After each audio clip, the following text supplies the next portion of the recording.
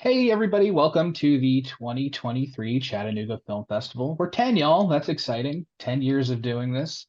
I'm very excited tonight to be joined by Alice Maio Mackay, who directed Bad Girl Boogey, which I enjoyed very, very much, and I'm very excited to talk about. So thank you. Thank you for, it's been a kind of a whirlwind leading up to sitting down with you. But yeah, thanks so much for joining me.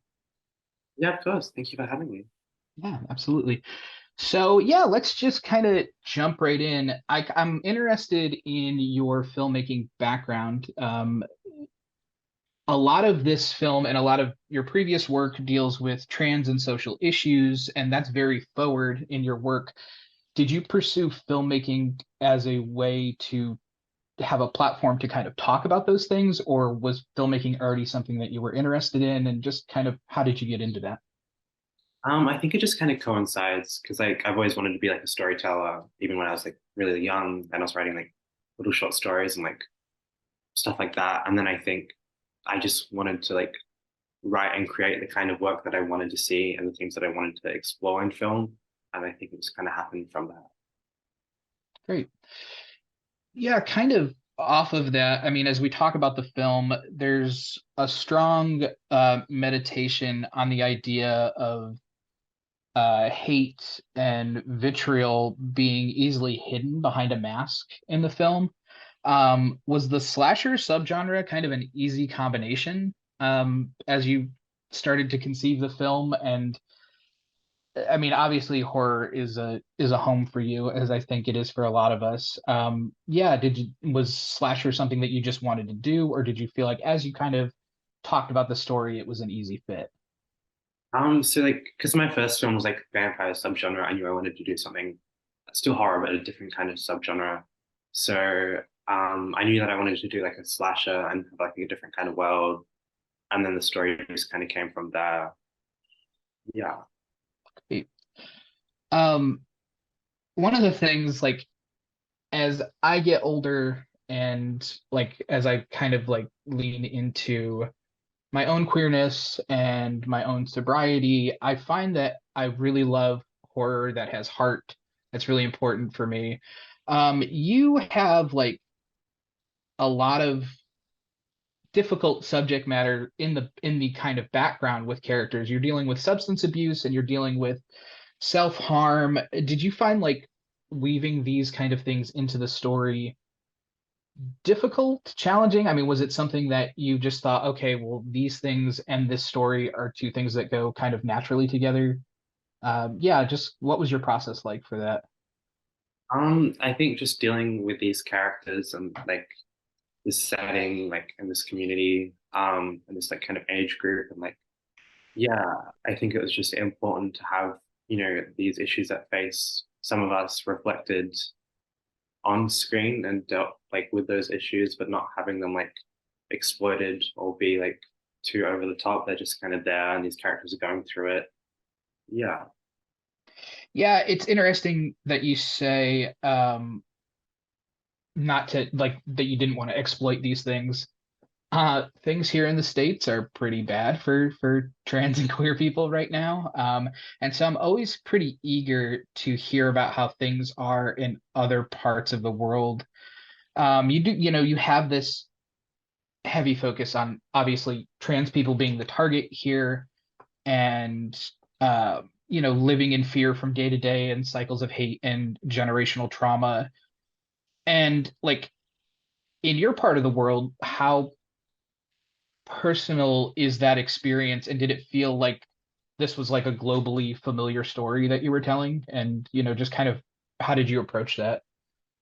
Yeah. So where I like was born in South Australia and like live most of the time, that's pretty like it's not a super progressive state. I'm in Sydney at the moment, which is kind of like the gayest part of Australia and one of the gayest cities in the world. So like, yeah, I don't think it's as bad as America or like UK politically for trans people. There's still like a lot of issues with healthcare and like, yeah, healthcare is a big one. And like, you'll still get like slurred on the street occasionally, but I feel like it's better than other places. And, gun control is nice as well. So we have that extra level of safety. But yeah, I think it's definitely a global thing at the moment.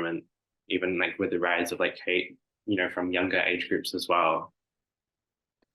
Yeah, that's really interesting, and I think that speaks to the other side of what's happening generationally. And that was the way that you talk about things generally generationally in this film. I thought it was really interesting, and kind of to go off of that in talking about maybe the writing of the film. You had a co-writer on the film. I just kind of wanted to talk a little bit about like what how that relationship came to be and what your workload was like between the two of you and how you kind of made that process work. Yeah, for sure. So, I did work experience on this show like ages ago when I was like 13, 14. And then someone suggested like we get in touch because we had very similar like interests and like those kinds of horror we were writing and stuff. And then yeah, we've just been kind of like writing together ever since. And I think for this film, I had like the vibes I kind of wanted and kind of like a rough like outline narrative. And originally we were going to do it like as a short film, so like start where the gay couple are in the car and that like scene there. But yeah, so just kind of wrote it like as a narrative, and then like we went back and forth, like turning it into a script. And yeah. What kind that's interesting to me that it started as a short. What was the deciding factor to expand it? And where like what did you decide, oh, there's more here that, we can kind of expand and do more with this? Yeah.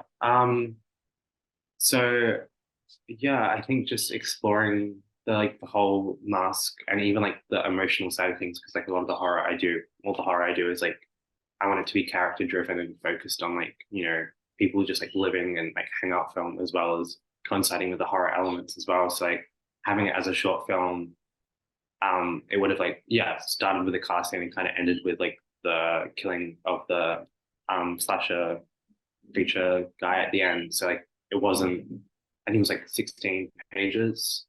Mhm. So how like I wanted to make my next feature because like just being able to explore these characters like in their day-to-day lives, with the issues you mentioned as well, it made it feel more fully rounded, and I don't think it would have worked in short form. Yeah, I think like your control over character is really fantastic in this film, and yeah, I think expanding it was, made a lot of sense. Kind of like as you prepared to shoot, what kind of materials were you gathering outside of the script? And I guess maybe this extends kind of to your process overall. Like, there's a very strong visual style to your work that I really dig, and I'm wondering, like, do you put together lookbooks? Do you like have reference films, playlists? Like, what kind of stuff are you putting together just kind of to realize the vision before you ever shoot? I mean, I think I always like write like a playlist for sure, and then there's definitely like films that were kind of interested in the styles and kind of like moods. Like I remember with my DOP, we talked a lot about Rob Zombie's Halloween 2, which is like a big influence. It's divisive, but I love it. Kind of mixed with like Greg Araki as well. I think are the two like main visual inspirations for the film. Sure. That's really interesting that you say Halloween 2. It is very divisive, but boy, you can't deny that there's vision all over that film for sure. Um, in both this and So Vam, I was really blown away, like I said, by your control of style and vision. Um, it's really a big challenge to shoot a good party or club scene, and maybe even a bigger challenge to shoot like car interiors. And so like I pay pretty close attention to those things just as a fan and as a filmmaker. And I was really the car stuff in this, I was just like, oh, that's so great. It was so well done. Um, were either of those things, they seem really effortless in both works. Were they challenging for you? And like what kind of challenges did you face during production? Yeah, the car scenes, I don't think they were too challenging this Okay.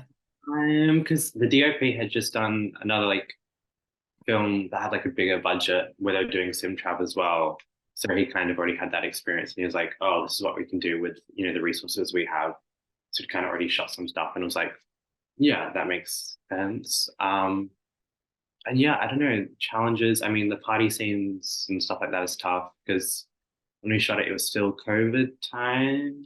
Okay. There was like limited extras. 'Cause I think it wasn't, yeah, it was, we didn't want to have too many and like have that shut down and everything, even though our cases were zero, I think at the time. That's always an issue. Yeah, I think, yeah, it was really hot. I don't know, I remember that being a big issue. I don't know the conversion, but it was like really like 30 plus degrees in the heat of summer, and like the car stuff was in the garage, and like Lisa's wearing like Oh a leather wow. jacket and stuff like that, and we got smoke machines blowing. Um, like when Prue's like lying on the floor after being killed outside the club, like cockroaches were just like kind of like crawling around in the alley. So that was a special time for her, like covered in blood. Yeah, it was a pretty not easy shoot, but like it definitely flowed well, and I don't think there was anything like major. Sure. Yeah. Um, you lean into montage in a couple of points during the film. And that can also be kind of a tricky balancing act.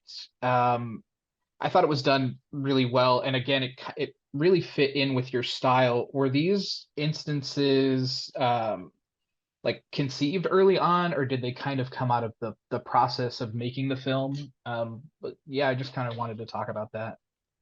I think they were in the script pretty like from an early stage. I think mostly every one of my films has at least one montage. I'm a big fan, but I think in this one as well, it was kind of showing like the repetition of these characters' lives and like them processing and dealing with stuff. And I like films with like music and kind of having that like progress the story, hopefully like emotionally as well, and just showing these characters as they like go through the story and like time without, having a lot of filler scenes. Sure. Yeah, and that it's interesting that you talk about filler scenes because the other thing I mean, I think it befalls genre films a lot. Exposition scenes can be filler scenes a lot of times. And you have several pretty heavy exposition scenes, but they're done either through the use of split screen or I don't know if it was quite rear projection, but there or late in the film, there's a really great bit of backstory that's done with like a side image that I really love. Um, when you began to think about those things, was the difficulty of exposition on your mind in like how you were and how you would pull it off in like a an interesting way? I mean, were you aware of kind of the difficulty of those things? Yeah, I think just watching like rough cuts and stuff, and some of it like was written in the script, but like I didn't just want to be like watching like a man like go for the screen, even like how pretty the image is, or like the OP like lights the shot. I'm like, there's only so much like a beautiful score and like an image can like last exposition wise. And I think also like with like the subject matter and like supernatural stuff, you don't want to just be looking at a man. Like I think there's so much more you can do as well. Mhm. Yeah, and that was I mean I thought geez, I haven't seen exposition quite done like especially that last big chunk towards the end of the film I thought was really great. Um, one of the first announcements regarding the film was that Bill Moseley was going to be involved. It's I don't want to quite spoil how he's involved with the film, um, but there's a little trickery involved. I wanted to talk about like how much did you get to interact with him in terms of like communication leading up to that and just yeah, what was that experience like? Yeah, I mean, so as I mentioned, like obviously like liking Halloween too. I love all of Rob Zombie's works. So yeah, I just kind of reached out to his agent. We had this like part in the script. I didn't think it was gonna like happen. Obviously, he's Bill Moseley. I was like 16. So yeah, but his like agent like was interested and then like we sent like the materials over and like she spoke to him about it at lunch, I think she said. And then he was keen. So like I sent through like my direction stuff and then yeah, that was pretty much it. It was pretty wild that like Bill Moseley's in like a queer trans horror film, which I think is pretty fun. But yeah, no, it was really special. Yeah, and it comes off as really special because I mean, as you know, one of the great things about Bill is you hear his voice and it's like, oh shit, that's Bill Moseley. Like it's very recognizable. Yeah, and it is a fun special. And it does deliver some exposition too, which is another great, way of kind of sneaking that in. I really, really dug it. Um, so yeah, I mean that we're kind of coming towards the end. You are you're have made your second feature. You're 18 now. Yeah, I mean, that's an incredible achievement. Obviously, like kind of as you look towards the future and think about what you want to do next, I mean, where do you go from here? What do you always want to work in genre? Like, what do you want to do next? well, I have made like my third and fourth feature, which is in post. My third one premiered at Salem. It's doing Fantasia next month. But like future, like just want to keep working with bigger budgets, bigger ideas and stuff. Yeah, like I don't always want to work in genre. Like even my genre stuff is like, as I mentioned, character driven and like hangout films. I don't know. The dream is to make like a everybody wants some kind of like queer female version of that in some way. But yeah, just doing what I'm doing and hopefully reaching more people with my work. Yeah. Yeah, just to kind of go off of that too, you mentioned Salem.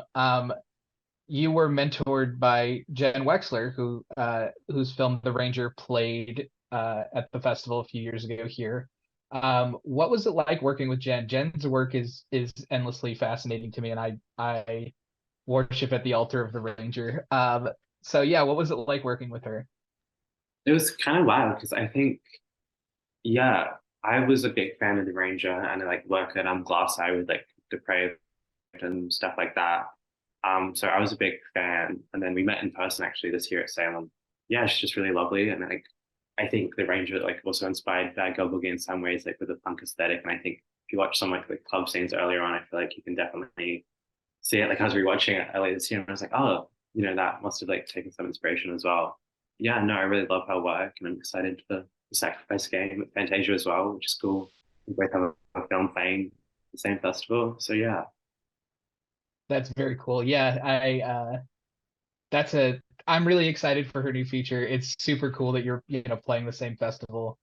Yeah, I know that we're all really excited to see what you do next, and hope you can make it out to the Chat Film Fest at some point. And thank you so much for your time. I really appreciate it. Of course, thank you so much. Yeah, and everybody stick around. There's a ton more programming for the Chattanooga Film Festival 2023. 10 years, pretty big deal. Respect cinema. We'll see you later.